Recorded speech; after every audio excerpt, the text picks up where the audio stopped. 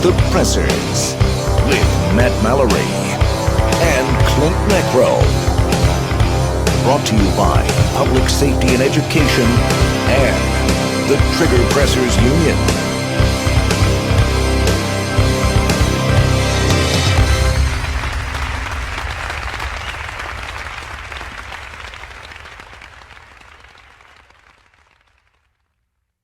This episode is brought to you by Mantis. Mantis X helps shooters suck less.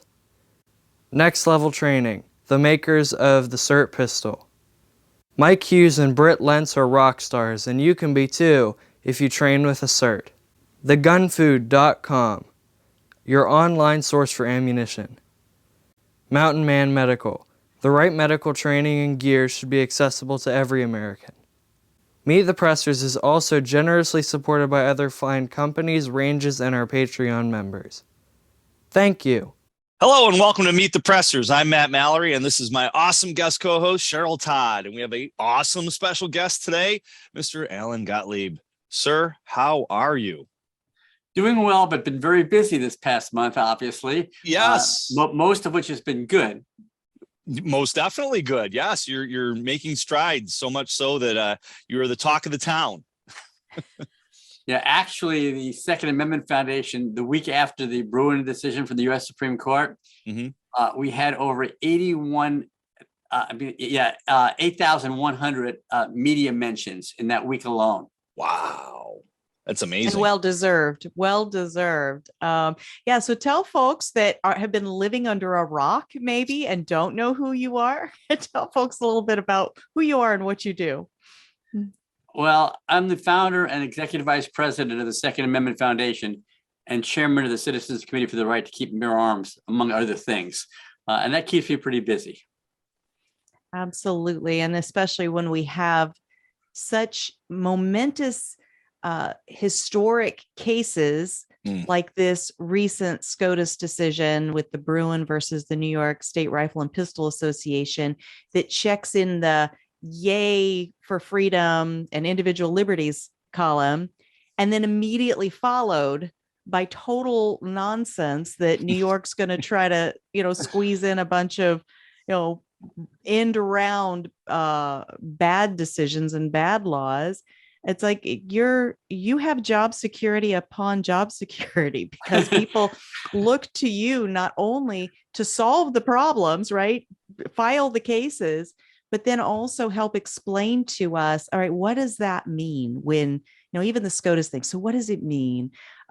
So where would you even like to start with all the stuff going on? Well, I think probably ought to start with the Supreme Court Bruin decision. And of course, that was monumental for gun rights. New York had a law that, you had to show special needs, so to speak, to be able to get a permit to carry a firearm to protect yourself statewide. And the New York State permit wasn't really good in New York City. You had to have a separate New York City permit, which we have a suit about going on right now in addition. And the Supreme Court overturned the special needs, so to speak, statute and basically said, if a person's a law-abiding person goes through the background check and everything, you got to issue them a permit to carry a firearm for self-protection. Your Second Amendment rights don't really stop at your front door. And then went further to the extent that they talked about sort of like level of scrutiny or how the Second Amendment should be dealt with by lower courts, who've been thumbing their noses in the past at the two previous Supreme Court decisions, Heller and McDonald, that the Supreme Court ruled on. And I just want to slide a little to the McDonald case, which was the Second Amendment Foundation case, because that was the important one, because that incorporated the Second Amendment through the 14th Amendment, making it applicable to all the states, which allowed all these other suits, including the Bruin case in New York, to even go forward. So without McDonald, these other suits couldn't be brought. And of course, the Supreme Court basically ruled that, the lower courts invented a two-step, so to speak, approach to determining how violated your rights might be and how they determine levels of scrutiny to apply to those rights. The court threw out the two-step approach and basically said, look, you have to use the text of the Second Amendment and the history of it, and that's it, which means it gets treated a lot more like the First Amendment, which is what we've been fighting for years. Which is awesome. It's so cool to hear that. 1913. I didn't realize this until I was reading John Crump. He did an article on AmmoLand, and he said, excuse me, that law was put in place by the Irish for the Italians when the Italians came over, so they wouldn't be packing guns or something to that extent. Yeah, it was interesting. It was sort of known as the Sullivan Law, and it was aimed against immigrants coming in, mostly Irish, but some were Italian, coming into the United States and wanting firearms to protect themselves in a violent New York City at that time. And this was put into place to basically discriminate against immigrants. Yeah. Obviously, gun control has a very regressive track record, going all the way back to the Black Codes and after the Civil War to keep guns out of the hands of, newly freed slaves. And so when these progressives today, so to speak, push for gun control, they need to remember where it all started, where it came from, and the genesis of why they passed the laws to start with. It's really an ugly part of our history. Well, and you talk about the KKK and who started that, and they don't even want to talk about that either. So, Absolutely. Well, and poor Matt is living right there in New York. So behind enemy lines. Well, obviously, then Cheryl, you brought it. The New York's trying to get around it all, and they are, which was to be expected. We know it's not something that's shocking us by any stretch of the imagination. And of course, some of the things they're trying to do is make everything, so to speak, a sensitive place. So, like one of the things is like Times Square in New York City is a sensitive place. Well, if you're in Times Square, you're probably one place in New York you probably want to carry your firearm for self-protection. For sure. And of course, no gun control law they've passed in New York have ever kept guns or crime out of Times Square. So these things aren't going to stand. And now they're trying to do things where you have to show that you have good character, and they've expanded good character where they can even force you to disclose your social media stuff, which is a total violation of people's First Amendment. Right? For sure. Yeah, and so these are all going to be challenged. While this is going on, though, also New York City had a law as well that was more restrictive than New York State law to get a permit to carry. And we challenged that as well. It got put on hold waiting for Bruin. Bruin now has decided, in gun rights' favor, so to speak. Awesome. And we just met with the New York City attorneys on our case, and all of our plaintiffs are going to be granted permits to carry. And some of them were people who had those permits, and they had to renew them, and they wouldn't give them the renewals. And now they're going to get the renewals as well. But the case is still going to move forward until New York City actually repeals it and takes their law off the books. It just boggles my mind how these politicians can do that, especially with the governor here in New York, when she basically just blatantly disregarded the Supreme Court ruling in that sense. And I mean, you'd know better than us. Is there anything else other than creating another lawsuit to try to battle that? Could the Supreme Court come back and say, listen, you did exactly what we told you not to do. Proper cause is gone. So now you replace it with something else, and basically totally spitting in the face of the Supreme Court. Is there any ramifications, anything that they can do at that level with the state totally ignoring what they ruled? Well, the Supreme Court isn't going to do anything if somebody doesn't bring an action against it. I mean, they visited the case, they issued a decision on the law that was in question, that was being challenged. Now it's a new law, and you have to bring a new challenge. And there's already been one or two challenges filed, and there's going to be a whole bunch more being filed. The Second Amendment Foundation is engaged, and we'll be filing one. We haven't filed it yet because we're going to take a slightly different twist on it. But it has to be challenged and go back up the ranks. Now, hopefully what will happen is it won't get all the way to the Supreme Court. Right. Hopefully what will happen is somewhere the trial court judge or an appeals court, will say, hey, this totally violates what the Supreme Court ruled in the Bruin case. And so you tried to get around it and you didn't get it. You failed. And the law is going to bite the dust. The question is going to be, will they do that, or will it all eventually get back to the U.S. Supreme Court? Some of the Bruin fallout for other states is interesting, because states like Massachusetts, Connecticut, New Jersey, Maryland, California, and now I understand Hawaii as well, had similar type laws, have basically said you can't enforce those laws anymore. And in some of those states, they're trying to pass laws sort of like New York's, or maybe a little slightly less restrictive, but they're having some problems doing it. Example, Hawaii, New York, in order to get the permit now, you have to have a whole bunch of hours of range training, which is going to be a significant cost factor as well, and time delays to be able to get a permit. And indoor range in winter. Yeah, and that's challengeable. But like say Hawaii, I believe there's only one range in all of Hawaii, and there's a bunch of islands, and the range is only on one island. So Oh, Hawaii, wow. who'd like to mimic New York's law, is having a harder time doing it, because if you lived on an island without a gun range and they mandate gun range training, I mean, that's a bit of a problem. So it's going to be interesting. But a lot of these states, the very blue states, there's we have about 8 of them. Are real problem areas. Those 8 states are going to do everything they can to try and get around the Supreme Court decision, and we'll have to go back to court. But now we're in a stronger position to do it. For sure. The other interesting thing, though, is that there's a bunch of cases that we've lost on in the past, because this 2-step approach and lowering the levels of scrutiny applying to Second Amendment rights have hurt us. And that now we can go back. So there's a lot of cases like, handgun roster in California, some other laws around the country that, we lost on in the past, and we now can go back on and win. And so we're refiling a bunch of suits that were filed, over the last decade, Awesome. that we didn't win, that we have great standing to win on. And I'm really kind of excited about that. So in addition to challenging new laws that they pass, we have all these back ones that we lost on, that we can now go back and attack again. Not to mention all the current laws that we're already challenging. This strengthens a lot of our challenges. Example, bans on magazines that hold more than 10 rounds, so-called assault weapons, bans on purchase or carrying, getting permits for 18 to 20-year-olds, young adults. So it strengthens a significant number of our cases we currently have on the books right now. That's amazing. Yeah. I guess it bothers me that New York State does this, and they'll do it again. Good example would be the electronic weapon law. In New York State, it was illegal for civilians to have any kind of tasers or stun guns. Because of the ruling in the first district of the Supreme Court, they ruled in Massachusetts in 2013 that it was legal. So it went up through here in 2016, I think it was, and U.S. District Court Judge Hurd ruled that it's constitutional because he didn't want it to go up to the Supreme Court, which he knew that it would get overturned and that it would change this. He didn't want to be on the losing side of that. So he said, okay, well, the Supreme Court's already ruled on it. At least that district has. And then he basically said New York needs to change it. Well, New York put a bill forward back in 2019, like before COVID, and it's still sitting in committee. It hasn't even came out of committee. So New York's notorious for doing stuff like that. Every time I call the senator's office, like, where is this? Oh, it's in committee. Well, it needs to come out of committee because it's been ruled on by a judge that it's good. They're like, well, we're working on it. But same with the ballistics vest. That was in committee for a while until there was a shooting in Buffalo, and then they pulled that out of the cobwebs and pushed that forward and didn't even do it well enough to cover the ballistics that the guy was wearing.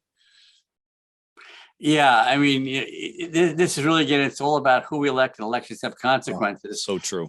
And hopefully, we have the midterm elections coming up, and hopefully in these midterm elections, we're going to make some significant changes, or particularly on the federal level, so that, the Senate and the House hopefully won't be passing gun control stuff, and we'll have a stop on some of the Biden's, anti-gun prohibition agenda he's got. But again, this is about these 8 states that we have really big problems in. And it's those 8 states that are really tough to overturn, who's controlling their legislatures. But we're all working, the gun rights community is working on it. Absolutely. And, I'm looking over at your website here, saf.org, and checked out what are the latest news releases that you guys put out, because you are awesome at keeping me on top of what's going on outside of Arizona, because we always have plenty of stuff going on in each state, and you guys cover the whole country. And the top one here, let's go to the other coast, right? Why is all the craziness on the coast? It's in the water. And it must be. And it says something about partners file for injunction against new California gun law. Talk to us about what that is as far as the Second Amendment Foundation is concerned. Well, again, in reaction to the Bruin victory for gun rights, California can't live with not demonizing guns and gun owners, passed, I think it's actually 16 new laws. This only challenges one of them, but we'll be challenging some of the others in the future as well. This one, though, sort of it impacts First Amendment rights to deal with the Second Amendment. And what they've basically done is that any marketing or advertising or anything, where a youth could be involved, or somebody might see something on the internet or an ad in a magazine that could be, construed to being enticing somebody under the age of 21 years old to want to have a firearm, is illegal and punishable by, fines. And so we filed suit very quickly on that one because, quite frankly, coming up very shortly in California is a very major youth firearms training camp that mainly teaches firearms safety, Right. which the people who train who be engaging in that could end up, running afoul of the law in California now. And so we had to file quickly on that. Also, there's the junior shooting magazine example, which is on the internet and goes into California, which is aimed directly at young adults and minors to teach them about firearms and safety and shooting and competitive matches. Putting that publication online, it would be illegal in California right now. They've had to put a disclaimer on their website: if you live in California and you're under the age of 21, I think 18 or 21, do not go any further on this website because we could be legally in trouble. They're one of our plaintiffs as well in this suit. So it's one of our partners that we're suing in California, and I'm sure we're going to win this one. I'm not really concerned about it. But again, we have to raise the dollars every time the other side does this, to go to court to fight them. This is one of our approximately, we always have like 40 federal lawsuits going on at any given time. We win one and another one pops that we have to file and pops up. It keeps us pretty busy. Absolutely. And where does this money come from? I mean, I don't think any of the three of us have that printing machine that they have at the Fed, right? Where My 6-year-old thinks we do.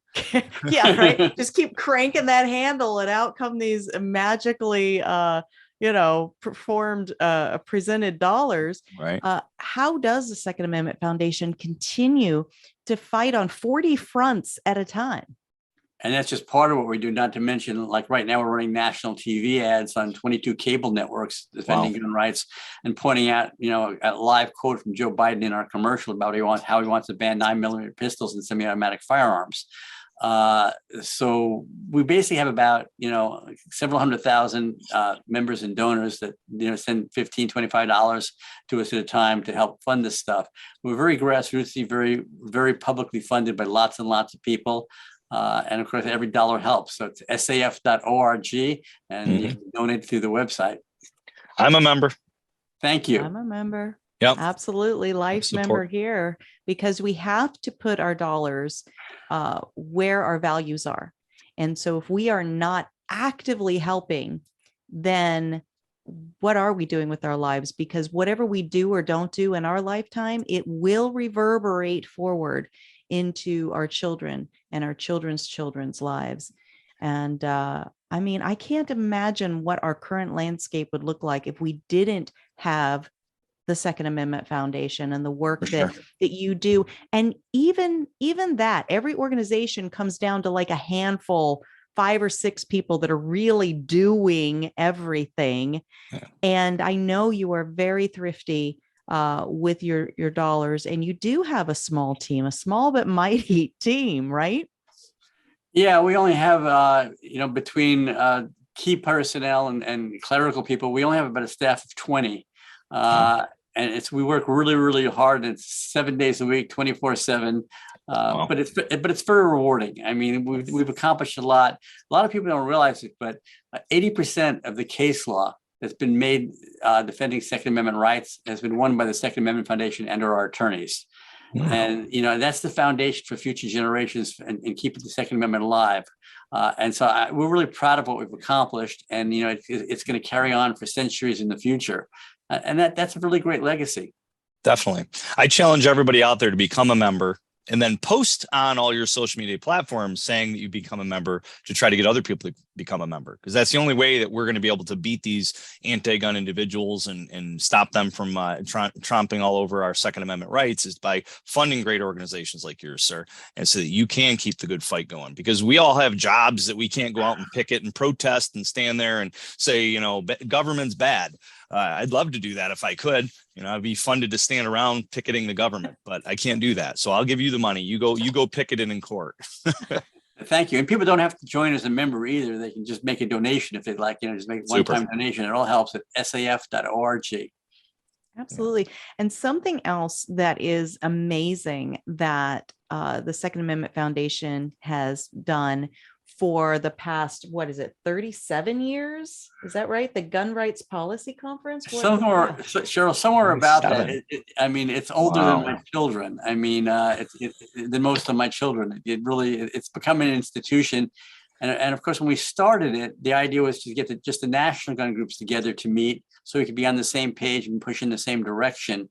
And then it's expanded out, and it's actually helped create and build and feed giant grassroots gun owner movement nationwide. So it's now not just the Second Amendment Foundation or our co-sponsor, the Citizens Committee for the Right to Keep and Bear Arms event. It's really a national event for gun rights people who care about gun rights, and for every organization. It wouldn't be a success if everybody didn't participate and help and push it. And it's really the meeting place, the only real meeting place where gun rights activists can sit down and really network. That's awesome. It is the event of the season, the Gun Rights Policy Conference. This year, it's going to be held in Dallas, and it is September 30th, October 1, and October 2. Just go to the saf.org to find out more about that and get registered. And you know what? It is my favorite price, how much you charge for this. How much is this, Alan? We fund the conference totally. It's free. Everything at the conference is free. You do have to pay your own transportation to get there. If you're staying at the hotel, you have to pay your own hotel fees. But we put on the conference totally free. We don't charge anybody anything for it. That's how important we think it is for the grassroots movement to really control gun rights in our country from the bottom up, not from the top down. That's great. Absolutely. And I have made more actual friends there. Like, I get my best contacts, and then these contacts really develop and flourish into true friendships. Off air, we were talking about our mutual friend Charlie Cook, and we had met first at one of the gun rights policy conferences, and we have now grown to be true friends. We'll know each other forever, and I support his work, he supports mine. This is just one tiny example of the work that gets done there. And I learned so much about what is happening in other parts of the country, and what happens in one state doesn't just stay in one state. I don't know, Las Vegas has got their little saying, but it really isn't true, especially when it comes to anti-gun rights. What happens in Las Vegas, Nevada with their gun rights, it doesn't stay in Las Vegas. It spreads. And I don't understand why freedom doesn't spread the same way that anti-freedom does. Alan, what do you think about that? Well, I think the only way I can answer that, freedom is always going to win out in the end, in my opinion, because people care about their freedom. But, the anti-freedom forces in the country, the gun prohibition, gun confiscation lobby, unfortunately, are very well funded by a lot of elitist billionaires. They outspend us. And in fact, the anti-gun movement in this country raises and spends more money than all the pro-gun rights groups do together. We're really in an underfunded situation. And that money, and add to that the fact that you have a very anti-gun hostile media that gives them millions of dollars worth of free publicity a year as well, pushing their agenda. When you add the some of the elitist, powerful politicians, the elitist billionaires, their millions and millions of dollars that they pump into the anti-gun rights movement, and the support they get, the megaphone from the media, we're up against an awful lot. And it's amazing at all that we're standing and that we win, because the battle lines here are really drawn pretty hard against us. It's not necessarily on our own playing field. And it's not just in the United States, it's international. A lot of this stuff is an international push against people being able to own firearms as well. It's all about government control of people, and there's a big movement to do that because, I mean, people get involved in government and they get power and they don't want to give up the power. And our founding fathers recognized the fact that citizens need firearms to protect themselves sometimes from their own government. And they made sure that we had that right, written into our Constitution that pre-existed, the existence of our country. And there's a lot of people that want to get rid of that. And it's you even have now, after the Bruin decision, you've got people coming out, a lot of left-wing people, Democrats and elected officials and people in the media calling it's now time to repeal the Second Amendment. And you're going to see more and more of that. As we win more and more, you'll see more calls now to repeal it. Well, Yeah. I guess I'm sorry, Matt, but I guess I feel like, well, at least I can respect that angle. Like if they're really going to go down that route, because we've kind of said for years, they're clearly not serious because, they just want to keep piling on laws. And if they were really, really serious, they would try to, go towards the making a new amendment. And now here we're hearing the murmurings. So that's where it starts in the culture, and it's going to bubble up from there. Do either of you think that will happen though? I don't think that would happen. I don't think they've got the numbers. They don't they don't have the numbers or the support to do it. And what they've tried to do is they tried to play this game, common sense gun control, even though it could be confiscation and prohibition, but using terms like common sense gun control, gun safety. So they don't want to call it gun control. So they try to mask and hide to get more and more support for their agenda, trying to paint themselves as being more responsible. But now they've reached the point where they're so in a tizzy that they're jettisoning some of that. But the smarter people in the gun prohibition movement know that they need to use terms like that. Gun safety, common sense. We can't be for banning things, even though that's what we're going to do. Right. And it's like, no one needs this kind of gun. You still have this kind of gun. Of course, when we ban one kind of gun, then we're going to go after the other kind of gun next. Yep. Slippery slope. Yeah, I mean, and I think they've proved this as a slippery slope. It's not us saying it; they've said it, but they do try to mask it and hide it.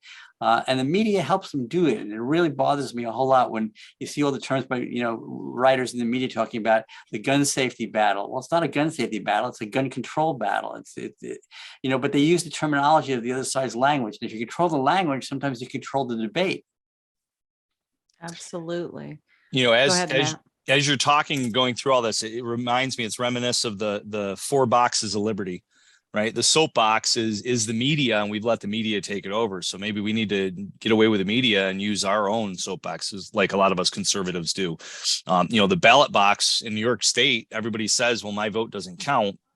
But I still tell people you got to vote because you have to do it, even if it doesn't necessarily make a big thing. I think because of the Bruin decision and New York State's CCIA law that they just passed, I really think that we have a really good chance of getting a Republican governor back into New York State now, because there's going to be people on the Democratic side that are affected by this law, telling them that they're going to get a Class E felony if they carry into a sensitive location. So ballot box is definitely something people need to be thinking about here in New York State, especially, but countrywide for sure. The jury box, taking them to court like you're doing, right? Go that way, take it to court, have it go up through the court system. And I hope to God we don't get to the ammo box. Right. Yeah, I mean, it's one of my concerns too, because when the other side keeps pushing and pushing and pushing, there's in politics, there's always equal and opposite reaction. And I'm very worried about that, because the other side doesn't seem to care about that. They almost want to me, incite that by pushing some of the things they're pushing. And we watched the last summer. We watched the riots in the streets all across the country. That a lot of these same politicians helped push, and then helped when people broke the laws, went and helped get them out of jail, to putting up their bond, posting bail for them. And these are the same people that defunding the police, demonizing the police, to the point now that we have less police in our country than we used to have, because who wants to be a police officer when you're constantly attacked by all sides? Yep. And that's also, people realize that, and that's why they're running out and buying guns. Over the last few years, an awful lot of guns have been sold in this country that probably wouldn't have been sold. And every time they go to ban another gun, or ban a magazine, or pass another restrictive law, it increases, spikes gun sales. The other side, everything they do is counterproductive. They just don't quite get it. I have this thing when I sort of talk to audiences that aren't necessarily our people, I like to ask them a question. What is four legs and chases cats? And what would you say? Dog. Well, you're wrong. In this case, it's Mrs. Katz and her attorney. And the point I'm trying to make, is things aren't always the way they appear to be. And that's totally the case in the whole gun control battle. When they passed assault weapon bans way back when, with the 10-year sunset provision, they sold 10 years worth of so-called assault weapons in 1 year. Wow. When they sort of banned, cheap, lower caliber handguns in a lot of places, the criminals went to more expensive, more accurate, higher caliber firearms, and how much everything go down? They went up. When they passed the so-called Brady waiting period law, they figured, gun stores don't get that much foot traffic. If you have a waiting period and you're able to make it harder for people to buy guns, maybe gun stores will go out of business. Well, what happened? There's a waiting period, so you had to go back in a second time to pick up your gun. And when you did, you might have bought more ammunition, more gun supplies on another gun. So it actually increased sales and increased foot traffic and increased dollars for the gun and firearms industry. Everything the other side backfires on them, and they just don't quite get it. You saying that makes me think of too the New York State CCIA law, in the sense of they're trying to defund gun stores, which made me immediately think to this law is trying to keep people from originally applying because it's too much money, too much time. It's going to put a tax on the judges because now they got to do an interview with people, so maybe they won't be able to get people through the process as quick because the judges are trying cases. They're not going to be sitting there having an interview with one individual person. You've got the social media aspect, you've got the proper cause, now moral turpitude or whatever. If they so much as bounce a check, then they might get denied, which is exactly what the Supreme Court said they couldn't do. The 18 hours of training, 2 hours of live fire, and the 16 hours in the classroom is going to put a huge drain on instructors. Like, I'm thinking to myself, that means it's a weekend. I travel the country doing instructor courses on the weekends. When am I going to do it? Yeah, let me jump in on that. It was interesting. When we've seen other states put in these training requirements as well, it also backfires, on the anti-gunners to this extent. It creates an industry of people who are trainers. And when it creates an industry, these people advertise. When you advertise, people see the advertisers and, oh yeah, maybe I should get a gun and go get trained. It actually sometimes increases gun sales again, and as a result, it backfires on what the other side is trying to do by demonizing and making it harder to get a gun to begin with. And so it cuts two ways. The other side never figures that out. I just love it. I mean, because we've seen in a lot of states when they put a concealed carry law in and said, okay, but now you have to have training to get that permit, and all of a sudden the permit numbers go way up because you have all these trainers advertising for people to be trained, and people, oh yeah, I'm going to go get a gun and I'm going to go get the training, and you have more gun owners, not less. So true. So we were talking about, laws that are out of control, regulations that are out of control. And I think the regulations is one of the things that just really gets my back up, because my husband and I were gun store owners for, 18 years. We just the last couple of years decided to close down the retail portion. We still sell firearms through our auction house, but so we're still impacted. But this whole ATF director situation going on, did I nod off? Did I blink? Because this Dettelbach guy, did he actually get confirmed? Or is that just a headline I saw that, a fear-inducing headline? He got confirmed. I think it was a vote 48 for and 46 against, if I'm right, because a lot of senators have COVID and weren't there. As a result, he got confirmed. He's not a friend of gun owners by any stretch of the imagination or gun ownership. He's not going to really work with the firearms industry very well in any stretch of the imagination. He's obviously going to carry a lot of the water for the Biden anti-gun administration to begin with, and push all kinds of rules and regulations that are not approved by Congress. And they've already have some of them that they've written and they've played with that they haven't made public yet. We have a lawsuit against the Bureau of Alcohol, Tobacco, and Firearms right now in court that was being held pending the fact their new rulings coming up, because we're gonna have to amend the suit. And so shortly when they come out with the new rulings, we'll amend the suit, and we're first online to challenge these things because our suit's already there. Well, these regulations act as law. We have to behave as though they're law, but they haven't gone through the scrutiny that laws have to go through and the process that laws have to go through.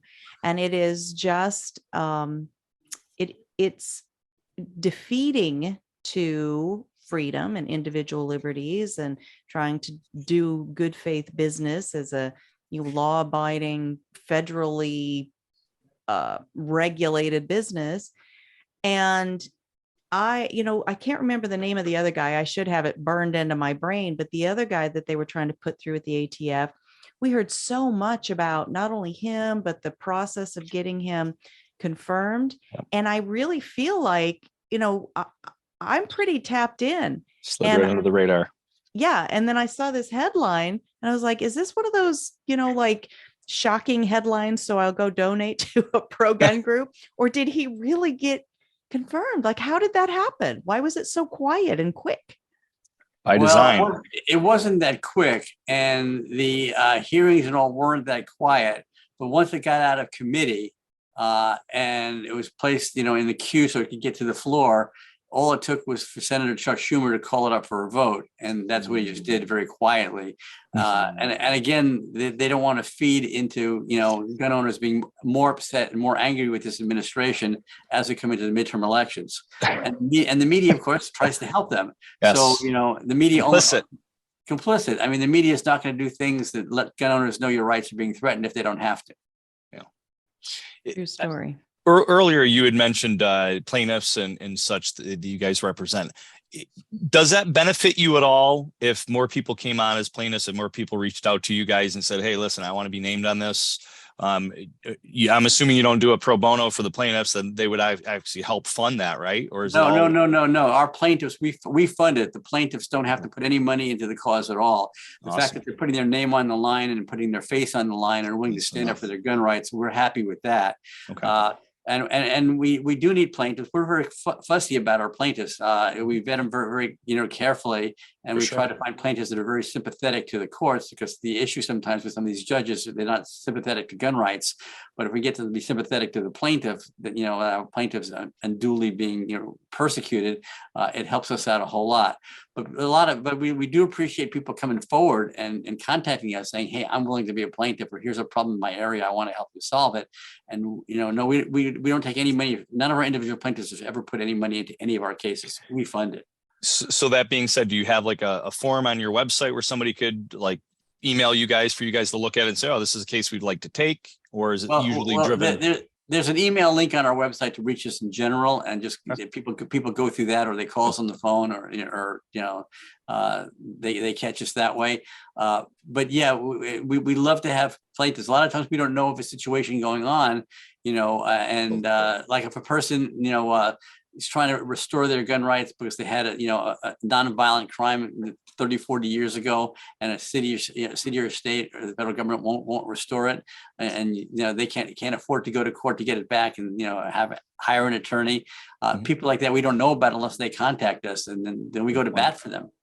Here in New York, for years, we'd have the proper cause aspect where some counties would give it, like Herkimer County would give anybody that applied, as long as they didn't have a misdemeanor, a felony or a misdemeanor crime of domestic violence, they'd get an unrestricted license, no questions. But then in other counties, they'll make you do training, or you have to do the NRA's 8-hour course, and it would just be a litany of things. And then they would have the scrutiny. Like if I had one lady at the church course that I did this past week, she came up to me and said, I had a lot of domestic violence calls on my husband at my location, but because of the amount of calls, the judge denied me a pistol license. And I'm like, but they weren't on you. She was like, no, they were on my husband. But because of too many calls, the judge, under proper cause and that scrutiny, that judge just denied that person. Yeah, I've heard this a lot of times in a lot of places, not just New York. We've got a case we have in federal court in California where we're suing both the state of California and the federal government, where we have a number of plaintiffs. We don't have their names on it. It's Roe and Doe, because these are people that when they were youths, they got sent for psychological counseling, which came back negative. They were okay, they were fine. But the fact they went and they were, inpatient for like a week or so, they lost their rights.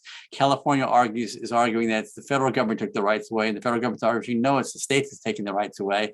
But neither the state nor the federal government have a process in that case for them to ever get their rights back. Yeah. They've never committed a crime. One of our plaintiffs works for the Defense Department with a top secret security clearance, and she can't get a gun to defend herself, even though her life's been threatened in California. So we have cases like this where we don't know about these if the plaintiffs don't come forward and say, "Hey, this is a problem. I want to resolve it. Help me." Well, that's good to know, because now I know where to send them. Yeah, Thank you. Absolutely. That was a great question, Matt. I don't think I've ever even thought to ask that when I've had Alan on my show before. So that was excellent. Yeah, So I always struggle with that. Just to get students asking all the time, and I'm thinking, I don't really know what to say other than it is what it is. My response typically would be, if you got a lot of money, hire an attorney, and then and take it up to the Supreme Court. That's the only way it's going to get changed. But it's good. It's good. I mean, it's good that we know that now. And again, you mentioned taking it up to the Supreme Court. The Supreme Court hears way less than 1% of the cases that ever petition to them to hear. Yep. And so just because you want to take it there and you want justice doesn't mean it's going there. It doesn't mean you're going to get it. Yeah. We have a very high propensity of cases that we take that, get looked at very seriously by the Supreme Court, like our attack on the Maryland assault ban that the Supreme Court, had and just reversed, remanded, and sent back down for Maryland's judges to go back over it based on the Bruin decision. But to get the cases there to begin with is not easy, and it's a long process. Some of our cases have taken 6-7 years to get that high. Is there a way to put them all together in one lawsuit, or do you have to hit one law individually with each case? Are you able to pile them up and say, this state is just blatantly going against the Second Amendment, and here's proof: this law, that law, that law, this law, and we're suing on all of them? It's really hard to do that. That's how they make laws, though, isn't it? Yeah. I mean, don't they just it is, but the courts don't. The courts like to keep things simple in front of them, and not have it overcomplicated, overbearing. And they'd like to, have a case where they can make a clear ruling on. If you bring a case with 10 different laws at one time, the court might have a situation. Well, 2 of these, we agree should be off the books, but the other 8 not. But we don't want to give an opinion out that's muddy, and so we don't want to hear the case. That's a good point. Makes sense. Sure. Well, what else do we need to know before we start wrapping up, Alan, about the work that you're doing at the Second Amendment Foundation and the Committee for the Right to Keep and Bear Arms? I think I'd like to just personally invite all your listeners and viewers to come visit us and join with us at the Gun Rights Policy Conference. The last day of September, the first 2 days of October in Dallas, Texas. The information is all on the website at saf.org, and as well as information about past GRPCs that we've done. It's just a great event. And I think listeners and the viewers would just love to be there and meet you guys personally, and all other gun rights activists, leaders of all the gun rights organizations. So again, at saf.org, and I think I'd like to push and promote that right now. And I'd like to meet some of your listeners and viewers. For sure. Absolutely. And you can definitely find me there. I'll be the one wearing polka dots. So. Polka dot princess. And, the speaker lineup, I haven't seen any teasers yet for this year, but the speaker lineup is always so amazing and so rich. We have our favorites, that come back pretty much year after year. But Second Amendment Foundation is also awesome at bringing us new voices and new faces of people out there that have popped up in the grassroots world and at the grassroots level. And you give such an incredible stage to people's work. It's so generous of you. Do you have any teasers for us this year? Well, I don't really have any teasers to give out right now. There will be some new faces that are new to the gun rights movement and have done some amazing things in the past year. We'll be focusing a lot on legal activities, obviously, of what's going on, in the court systems and post Bruin, laws that are being re-challenged, laws that are being currently challenged, laws that we're going to have to challenge because they're new ones they're passing. We'll be going through all the legislative battles, a lot of the midterm election stuff. We're trying to give some people, I think we're trying to have a few less speakers this year and giving each a little bit more time to go a little bit more in depth. But we're trying to just, mix it up a little bit. But a lot of the old favorites will be back. Absolutely. It's so awesome. I believe that it was I forget the year, but it was at one of the gun rights policy conferences that I heard Kevin Dixie. If the listeners of this show don't know Kevin Dixie, look him up. The first time I heard him really dive into some of the history of our nation and some really bad laws, and the Mississippi, what was it? Missouri. Oh gosh, I'm going to screw this up now. Do you remember, Alan? I think it might have been Kansas. Yes, no? Well, it was a time when the government came so hard against a community that they were actually bombing these Black neighborhoods. It was like Black Wall Street. And I'm going to have to go back and revisit what Kevin has said, because it was so eye-opening. It's a part of our world and our nation's all the history. past GRPCs, there are links to them, the audio or video on our website. And likewise, most of the GRPCs are all on, that we stream them live as well. So if you can't make it to the conference, you can do it that way. And it's streamed on, Facebook Live and YouTube, and then they're archived. So you can they're archived on Facebook and YouTube. So you can go back and catch all those. And in the interim, just if as a warm up, go back and watch last year's GRPC or the year before's on YouTube. Very cool. Absolutely. For sure. So it's a no miss. It is a do not miss. I can't stress that enough. Go ahead and get your plane reservations. I fly Southwest out of Arizona, and Dallas Love is only like 15 minutes away from the venue. And so it's a nice, cheap flight. And you guys offer us better rates on rooms if we sign up through saf.org. And I mean, you just can't go wrong. Yeah, of course, the best airport to fly into, of course, is just the Dallas Fort Worth main airport, because the hotel is actually on the airport grounds or just next to it. Absolutely. All good info. So you take a free shuttle right to the hotel. For sure. Very good. All right, Matt, take us out. It's been amazing having you on, sir. I'm glad we were able to secure you down. Hopefully we can have you on again. Maybe we'll bring you on the live show coming up at some point in the future, and the next pivotal case that comes out that you guys are priming for and being right there with. So what's the best way that somebody can they can reach out to you and follow you and everything? Give us that plug again. Tell us the business. Probably just go to saf.org and everything is sort of there. And again, thank you, Matt and Cheryl, for having me on. It's been a great show. Thank you. Thank you. It's been awesome. Thank you, Alan. Stay safe. There's a lot of sponsors that make this show possible, like Mantis. Make sure you check them out and give them your business. This episode is brought to you by Mantis. Mantis X helps shooters suck less. Next Level Training, the makers of the SIRT pistol. TheGunFood.com, your online source for ammunition. Mountain Man Medical, the right medical training and gear should be accessible to every American. Meet the Pressers is also generously supported by other fine companies, ranges, and our Patreon members. Thank you. Thanks for watching or listening to our show. Make sure to like, comment, subscribe, share, click that little bell thingy so you know when the next episode's uploaded. Support us on Patreon. Come to one of our classes. Host us to come to you and do one of our classes at your location. And until next time, Adieu. Thank you for watching Meet the Pressers.